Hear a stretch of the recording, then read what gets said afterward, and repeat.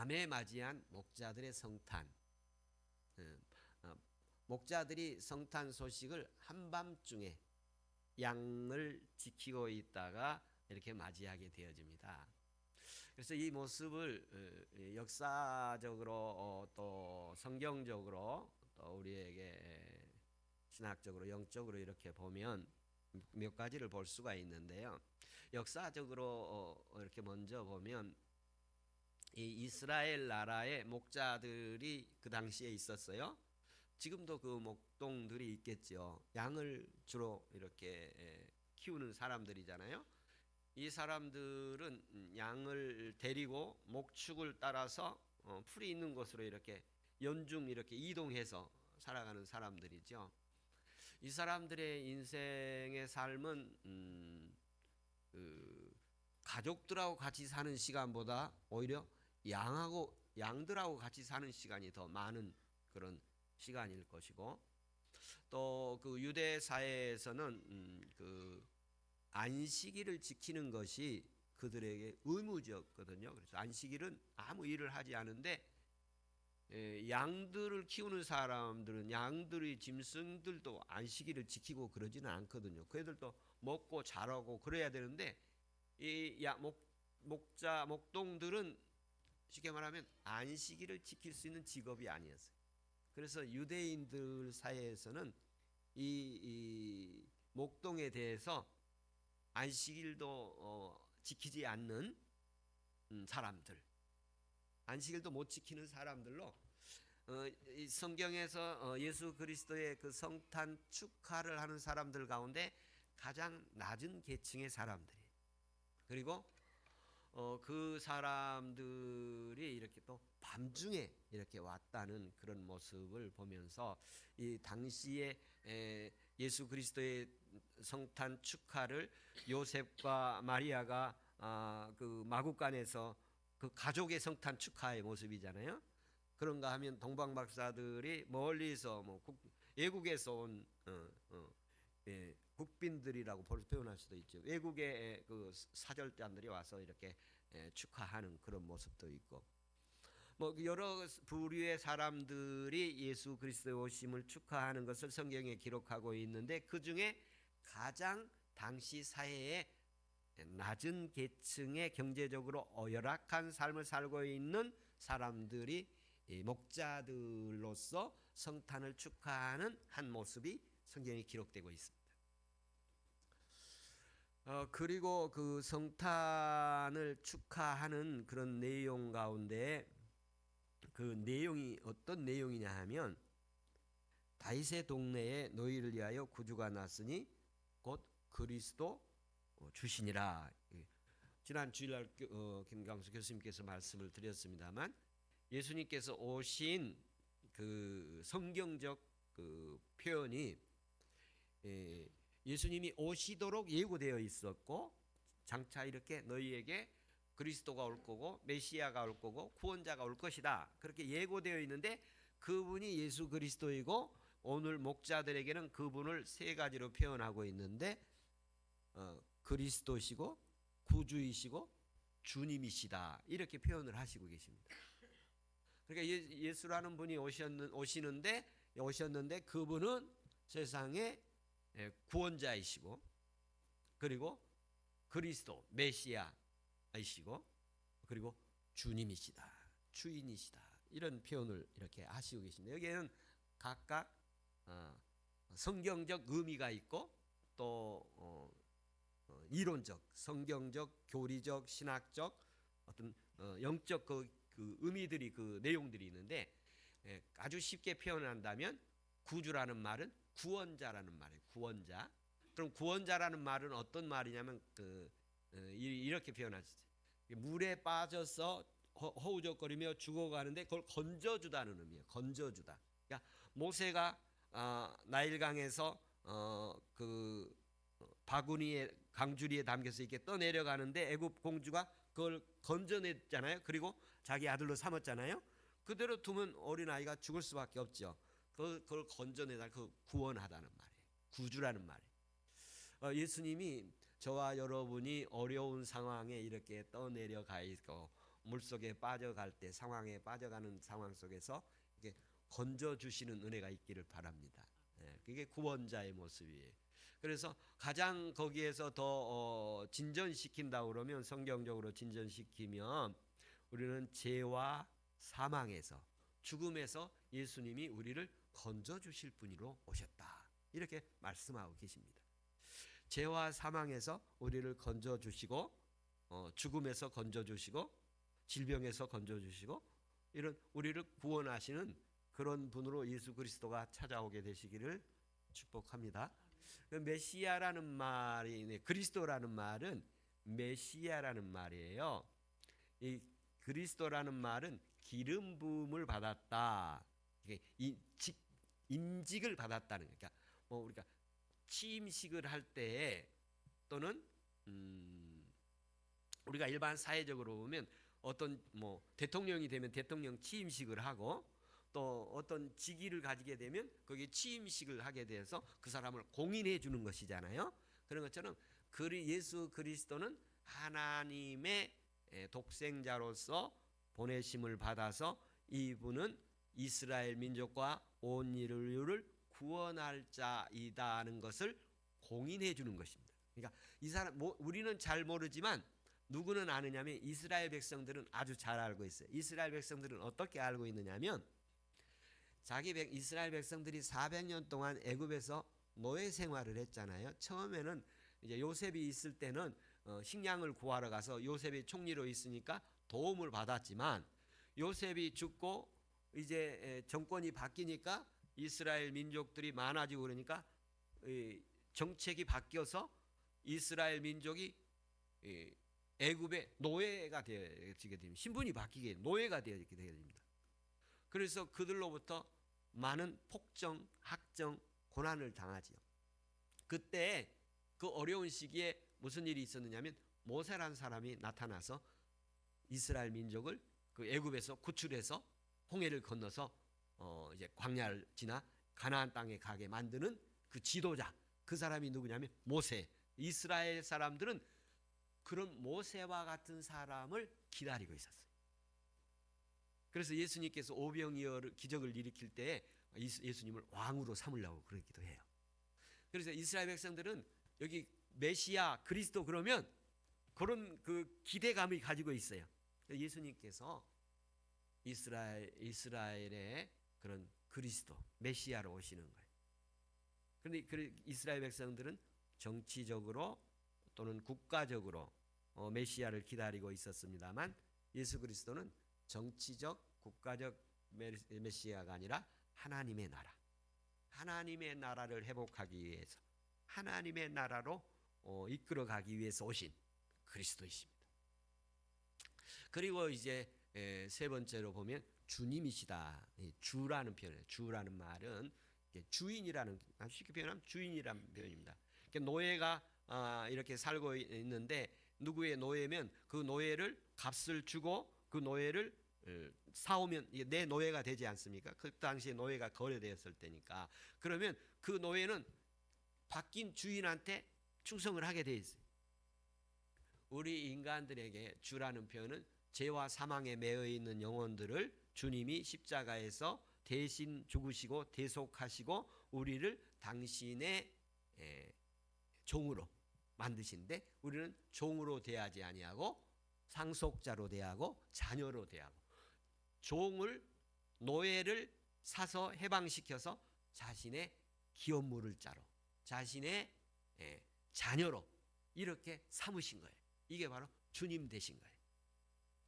예수 그리스도가 목자들에게 나타나 오신 소식이 뭐냐면 구원자시다, 메시아시다, 그리스도시다, 그리고 주님이시다 이렇게 표현하시고 계십니다. 그리고 이제 그런 소식을 듣고 나니까 너무 기쁘고 고마운 소식이 아니에요. 목자들이 피곤한 인생 살면서 고마운 소식에서 하나님께는 영광이 되고 이러한 진리와 말씀이 임하는 것은 하나님께는 영광이 되고 참 피곤한 인생이지만 참 감사하다, 감사하다 그런 마음이 들어서 하나님께는 영광이고 사람들 중에는 평안이다 이렇게 되어지는 말씀입니다. 이런 그 성경적 진리의 말씀이 있는데 오늘 그러면 이 말씀이 이스라엘 백성들에게는 그러고 나에게는 어떤 의미가 있을까 하는 것입니다. 제가 어제 저녁에도 성탄 축하 전야 예배를 드리면서 말씀을 드렸습니다만 이 오늘 보면 목자들의 그 성탄 소식이 시기적으로 시간적인 문제가 있습니다. 오늘 말씀해 보면 8절에 그 지역의 목자들이 밤에 밖에서 자기들의 양떼를 지키더니, 그러니까 근무 중이에요. 야간 근무 중이에요. 야간 근무 중. 근데 밤이라고 그랬는데 이게 뭐면 한밤중이에요. 한밤중. 그래서 저는 이것을 시간적으로 봤을 때는 하루에 낮과 밤 그리고 밤 중에서도 깊은 밤인데 이건 삶에 적용을 한다면 삶에 있어서 우리 인생에 살아가는 과정에 인생이 밝은 날도 있고 또 힘들고 어려운 날도 있을 텐데 오늘 영적 우리의 삶에 적용을 한다면 인생의 어두운 밤, 살아가는 인생 여정 가운데 가장 깊고 어두운 밤을 지날 때에 예수님을 만나게 됐다는 이야기입니다. 저는 제가 목회 사역 지금까지 하면서 2025년도 성탄절이 제가 지금까지 맞이한 가장 어두운 성탄절이지 않는가. 가장 힘들고 어두운 그런 성탄절이 아닌가 그렇게 제가 자평 점검을 해보게 될 때에 그런 마음이 들었습니다. 제 삶 가운데서 가장 한밤에 맞이하는 성탄절이다. 그래서 목자들의 성탄은 인생 살아가는 동안에 가장 어두운 밤, 가장 힘든 시기에 만난 예수 그리스도, 가장 힘들고 어려운 상황 속에서 만난 예수 그리스도. 이 순간은 목자들의 성탄이 될 것입니다. 그래서 저는 그 밤이라는 그 모습을 시기적으로 인생의 어려운 시기라고 표현을 했습니다만 성경에 보면 어떤 일들이 있느냐면 니고데모라는 사람이 있습니다. 요한복음 3장에 보면 예수님을 밤에 찾아왔어요. 그 두 가지 모습이 있을 수 있어요. 그 사람이 당시에 관원이었어요. 당시에 유대 사회의 관원이면 오늘날로 말하면 뭐 국회의원쯤 되는 신분, 사회적인. 그러니까 당시에 예수를 유대 사회가 공인하는 게 아니라 경계하고 배척하던 시기이기 때문에 이 자기의 고위직이 낮에 이렇게 찾아가기가 쉽지 않아서 밤에 몰래 찾아갔지 않느냐 이런 얘기를 하는 사람이 있고 또 어떤 사람들은 공무에 바쁘니까 낮에는 공무에 충실하고 그 늦은 시간을 내서 예수님을 밤에 찾아갔다 이렇게 표현하는 사람도 있습니다만 저는 여기서 한 가지 분명한 것은 밤에 그가 찾아갔다는 것입니다. 그 당시에 예수님을 안 찾아갈 수도 있잖아요. 안 찾아갈 수도 있어요. 찾아가지 않을 수도 있어요. 그런데 밤에 찾아갔다는 것은 나름대로 영적인 갈등이 있었을 거예요. 영적인 고민이 있었을 거예요. 그래서 니고데모 요한복음 3장에 길게 얘기되어집니다. 그리고 그에게 아주 중요한 말씀을 하지요. 세상을 사랑해서 독생자를 보냈다. 유명한 얘기를 하는데 이 니고데모라는 사람이 나중에 예수님이 십자가에 달려 돌아가시고 제자들은 막 다 도망가고 누가 장례 지내기가 마땅치 않았어요. 그때 이 니고데모라는 사람이 예수님의 장례를 수습해서 지내는 역할을 하시게 됩니다. 아마 당시에 사회적 신분이 있기 때문에 그 장례를 지낼 수 있는 그런 역량이 있었으리라고 봐야죠. 근데 그가 밤에 예수님을 찾아갔어요. 그래서 저는 이런 모습들을 보면서 내 영적으로 어렵든지 또 경제적으로 어렵든지 아니면 자기의 삶이 피곤하고 어렵든지 그러면 그 밤에 예수님 찾아가시는 그런 시간 되기를 바라고 예수님 찾아가서 예수님 만나기를 바라고 예수님 찾아간다는 모습은 어떤 모습인가? 오늘 현재 삶 우리의 삶에 적용한다면 기도하는 것이죠. 예수님 앞에 가서 기도하는 것. 하나님 제 인생이 제 밤입니다. 깊은 밤입니다. 아주 칠흑같이 어두운 밤. 앞길을 알 수가 없습니다. 해결책이 보이지 않습니다. 희망이 없습니다. 뭐 새벽이 되면 동이 틀면 희망이 있잖아요. 깊은 밤 속에서는 희망이 보이지 않는 시기에. 그래서 이 목자들의 성탄은 깊은 밤에 이루어졌는데 천사들의 소리를 듣고 오늘 보면 그 목자들한테 그런 얘기도 하지요. 무서워하지 말아라. 9절에 보면 무서워하지 말아라. 그런 얘기죠. 인생 여러분 무서움이라는 게 두려움이라는 게 그러니까 염려, 근심, 불안이 그렇게 염려와 근심하면 그게 뭐예요? 불안이 오잖아요. 불안이 오면 심리적으로 초조해지고 나중에 그게 점점점 강화되어지면 두려움이 와죠. 두려움이 오면 그게 공포가 오는 거죠. 공포. 그래서 공포가 오면 심장이 쪼그라들고 그냥 주저앉고 그런 모습이 되어지죠. 그 두려움, 목자들이 두려움, 자기 인생의 두려운 삶의 모습이었어요. 그들에게 예수 그리스도가 희망이 되어 주셨습니다. 근데 제가 이렇게 목자였다면 내가 진짜 그렇게 힘든 인생을 살고 가족들 만나는 횟수가 1년에 몇 번이나 될까? 양들을 하고 지내는 게 더 시간이 많고 그런 가운데 어느 날 천사가 이렇게 빛이 찌면서 계시가 나타나서 두려워하지 말라. 너희를 위해서 구주가 나타났다. 구원자 그리스도 메시아가 나타났다. 그렇다고 이 사람들의 목자의 목동의 직업의 생활, 밥 먹고 사는 게 변화가 있었느냐? 전혀 변화가 없었어요. 그들은 다시 골짜기 산을 넘고 골짜기를 넘고 때로는 이방 나라들의 지역까지 삶을 살아가면서 양떼를 이끌고 풀을 따라 물을 따라 다녀야 되는 그들의 삶은 큰 변화가 없었어요. 그러나 한 가지 변화는 뭐가 있었냐면 이들이 누구를 만난 경험이 있어요? 천사를 만난 경험이 있어요. 그리고 그들로부터 음성을 들은 경험이 있어요. 하나님의 말씀을 직접 들은 경험이 있어요. 성경 말씀을 그들은 율법을 가지고 살았어요. 그 율법을 가지고 살았는데 랍비들로부터 교육은 받았어요. 이게 어떤 의미가 있고 어떤 뜻이 있고 어떻게 해석을 한다 이거 많이 들었어요. 제가 여러분한테 이렇게 설교를 하고 해석을 하는 것처럼. 그런데 직접 음성을 들은 적은 없어요. 그런데 목자들은 오늘 직접 음성을 들은 거예요. 직접 개인적으로 그들의 개인적으로 천사로부터 하나님으로부터 직접 들은 거예요.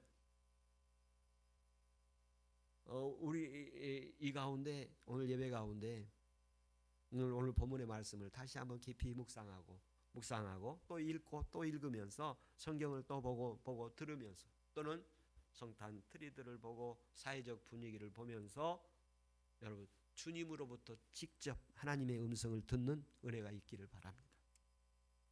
나는 너의 구원자다. 나는 너의 그리스도다.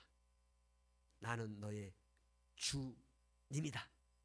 이렇게 주님이 들어주시고 들려주시고 말씀해 주시고 계시해 주시고 눈을 열어주시고 길을 열어주시고 이런 기쁜 성탄이 되시기를 주 여러분 축원합니다.